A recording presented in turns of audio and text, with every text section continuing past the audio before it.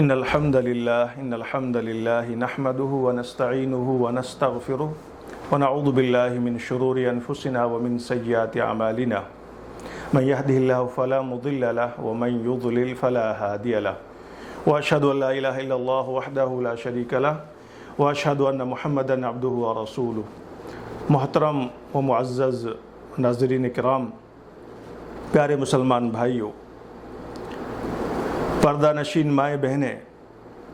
آج ہم آپ کے سامنے جس عنوان پر لب کشائی کرنے جا رہے ہیں وہ ہے حقوق العباد کی اہمیت۔ پیارے مسلمان بھائیوں، اسلام ایک مکمل نظام حیات ہے جو ہم سب کو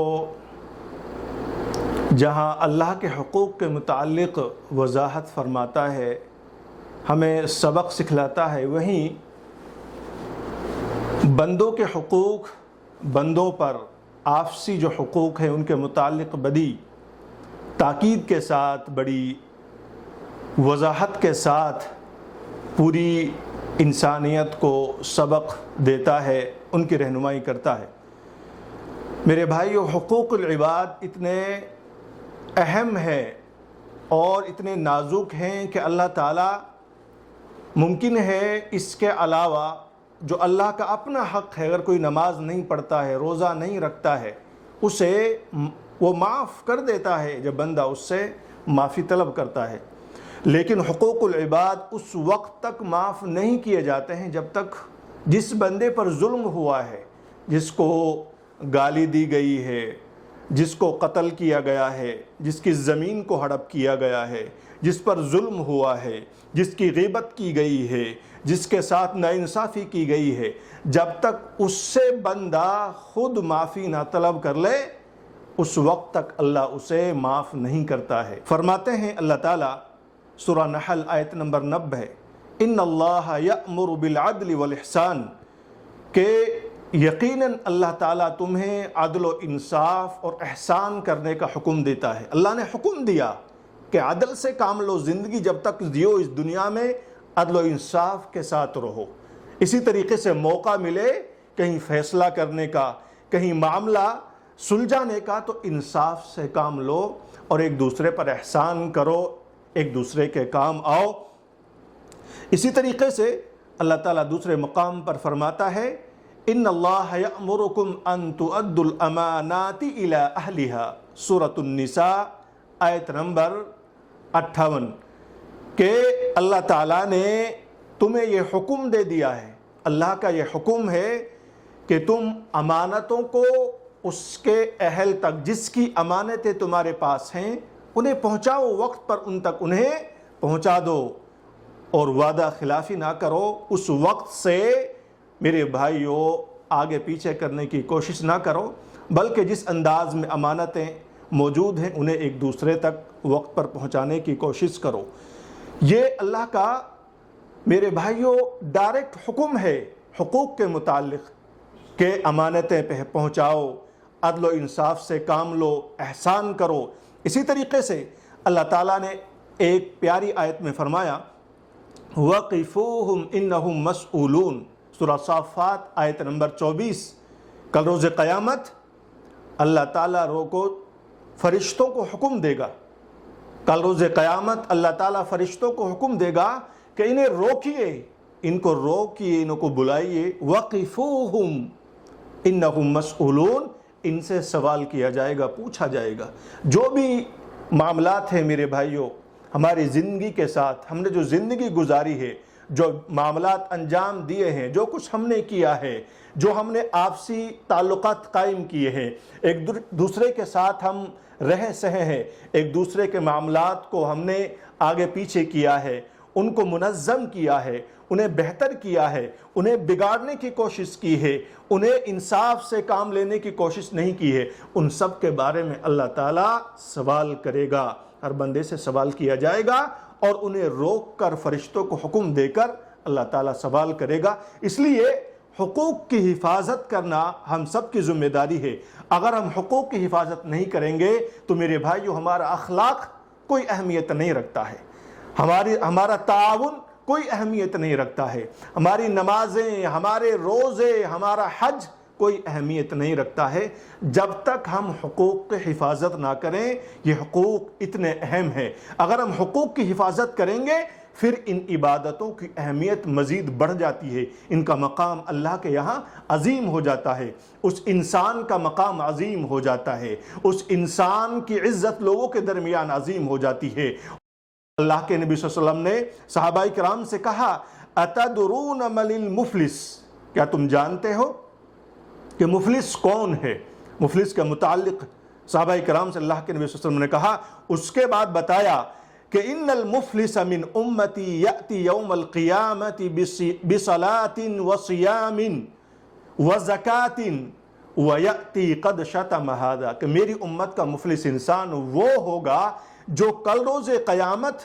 ایسی حالت میں آئے گا کہ اس کے پاس نمازیں بہت زیادہ ہوں گی، نمازی بھی ہوگا، نماز پڑھتا ہوگا، مسجدوں میں جا کر حاضری دیتا ہوگا، اسی طریقے سے روزہ رکھتا ہوگا، جب رمضان کا مہینہ آتا ہوگا وہ روزہ بھی رکھتا ہوگا، اور اپنے مال سے غریبوں کا جو جائز حق ہے زکوٰۃ اسے ادا کرتا ہوگا، لیکن اس کے باوجود وہ اللہ والا ہونے کے باوجود کیا کرتا ہوگا؟ قد شتم ھذا، لوگوں کو گالی دیتا ہوگا، زبان کا غلط استعمال کرتا ہوگا، غیبت کرتا ہوگا، چغلی کرتا ہوگا، زبان کے ذریعے سے جھوٹ بول کر لڑائی جھگڑے کرواتا ہوگا۔ یہ مفلس انسان ہوگا، نمازی ہوگا، لیکن اس کی نمازوں کا کوئی مقام مرتبہ نہیں ہوگا، اس کی عبادت کا کوئی مقام و مرتبہ نہیں ہوگا۔ اسی طریقے سے میرے بھائیوں وقذف ھذا، اور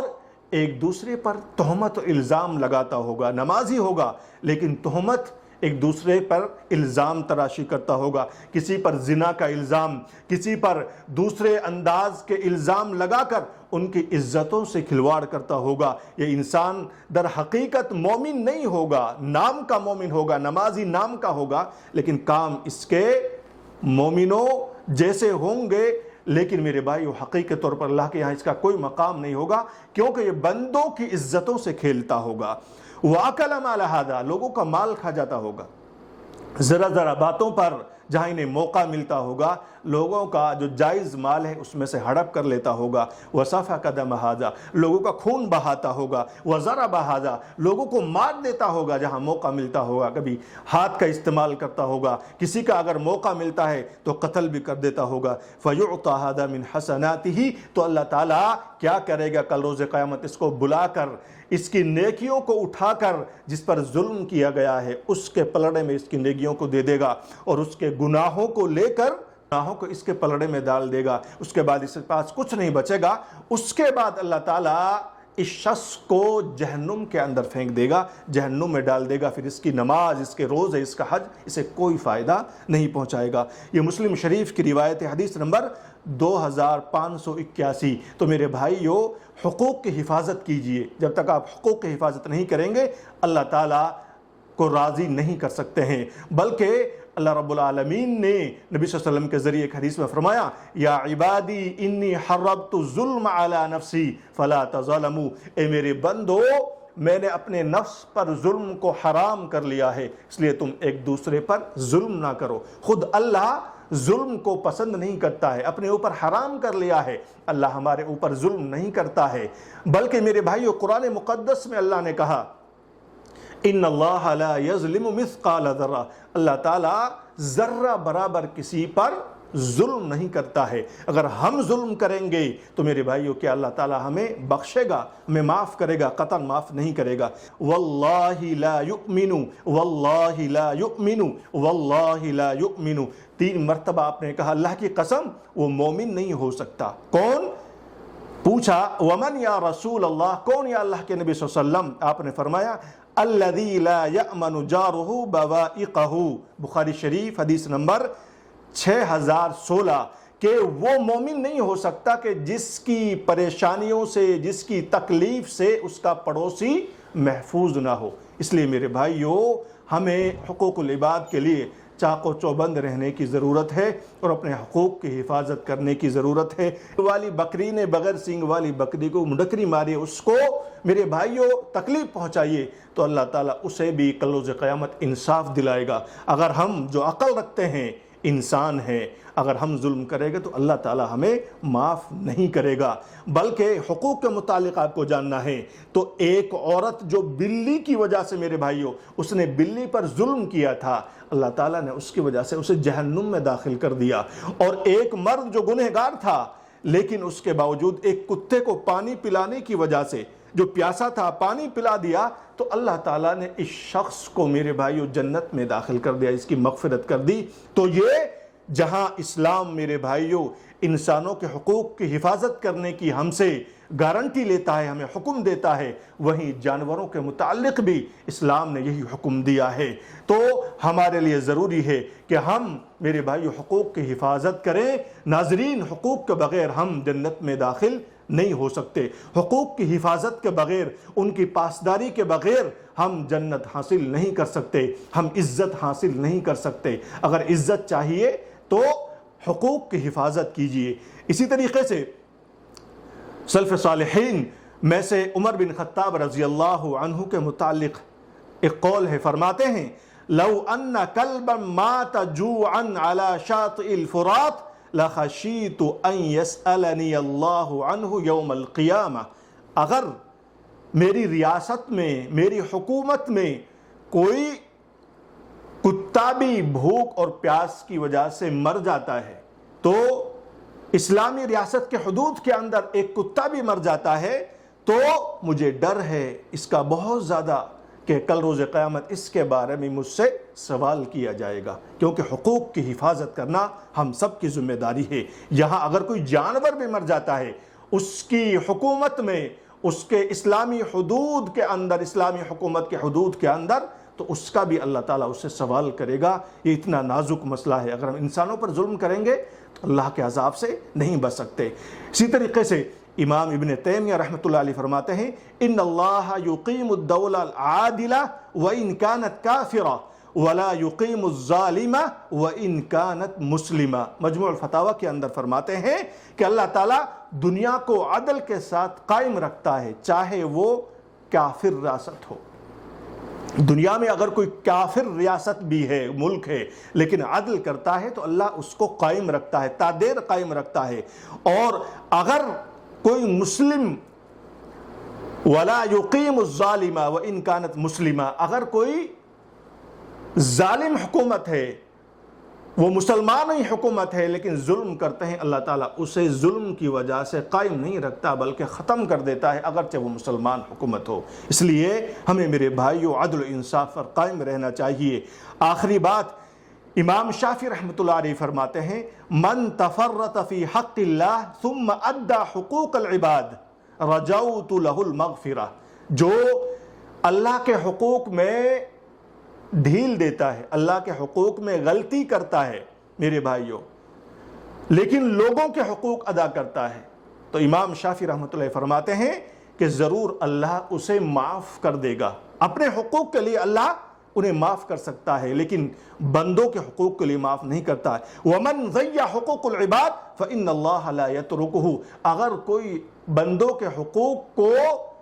میرے بھائیو ادا نہیں کرتا ہے، پورا نہیں کرتا ہے، حفاظت نہیں کرتا ہے، تو اللہ تعالیٰ اسے نہیں چھوڑے گا۔ اس کی ان حقوق کی اگر کوئی حفاظت نہیں کرتا ہے تو اللہ تعالیٰ اسے جنت میں داخل نہیں کرے گا۔ پیارے نبی صلی اللہ علیہ وسلم بخاری شریف کے اندر فرماتے ہیں من کانت لہ مظلمۃ لأخیہ من عرضہ او شیء فلیتحللہ منہ اليوم من قبل الا یکون دینار ولا درہم۔ جس کسی کے پاس کسی بھائی کا ظلم ہو، یعنی کسی نے کسی پر ظلم کیا ہو، تو وہ آج ہی اس سے معافی کر لے، معافی تلافی کر لے، اپنے معاملے کو رفع دفع کر لے۔ قیامت کے دن نہ تمہارے دینار کام آئیں گے نہ درہم کام آئیں گے، مال تمہارا جو کام نہیں آئے گا۔ یہاں تو ہم انسان جو دنیاوی عدالتیں ہیں وہاں جاتا ہے، پیسہ گھوس کا پیسہ دیتا ہے،